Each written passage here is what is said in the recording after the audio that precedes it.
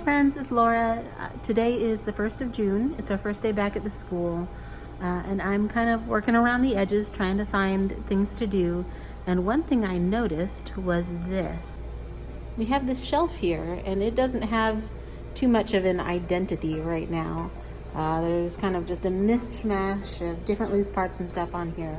So I think that's what I want to do today, maybe tomorrow, is figure out good things to put on this shelf, make it beautiful, make it inviting, make it ready for everyone to come back. And I thought I would kind of take you along on my process and show you what I'm going to put on it.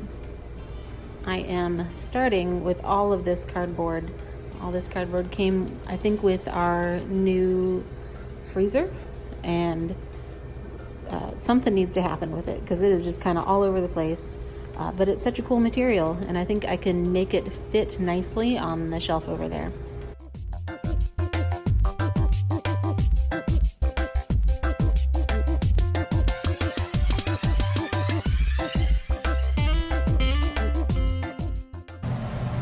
So when I'm looking at and preparing materials, I try to kind of leave myself open to what new things I can find out about them. For instance, when I pulled all of the paper off of this kind of honeycomb board, I found out how bendy and flexible it was, and how many kind of beautiful shapes and patterns you can make out of it. And it went from being just, okay, some more cardboard to take apart, to something pretty and delicate.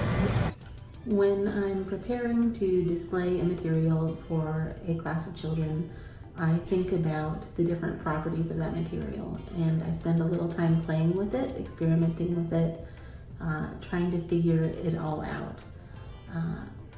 With the cardboard, the things that I thought of were its rigidity. It's not like normal paper like kids usually come across.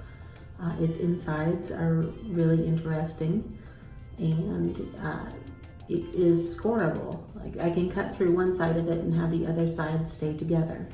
So those were kind of the three main things that I was wanting to highlight. The next thing I think about is what is surprising about this. I did find a few surprises in the cardboard, even though this is a material I have known since before I can remember and that I've worked with for years and years. I still found some surprises. So don't be afraid to play with it and to figure it out, because you will figure out something new.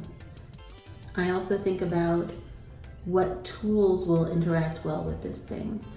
This is also a way that you can kind of lead the children and give them the ideas you want them to have by the materials that you are putting out.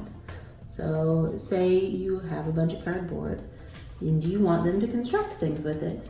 Put out tape and glue and scissors with it.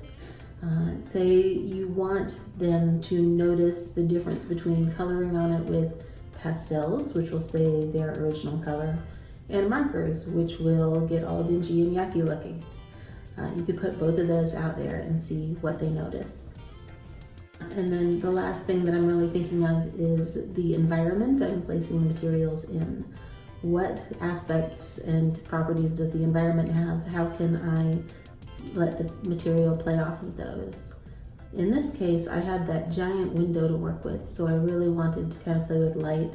And you might think that would be hard because cardboard is opaque, but the insides of that honeycomb stuff made a beautiful way to play with the light. So I made sure to put some of those up against the window to make that apparent. All right, friends, thank you for coming along with me on this shelf journey and seeing what I made that I'm actually really proud of. And I hope it gives you lots of new ideas for ways that you could design your shelves in your classrooms. Bye.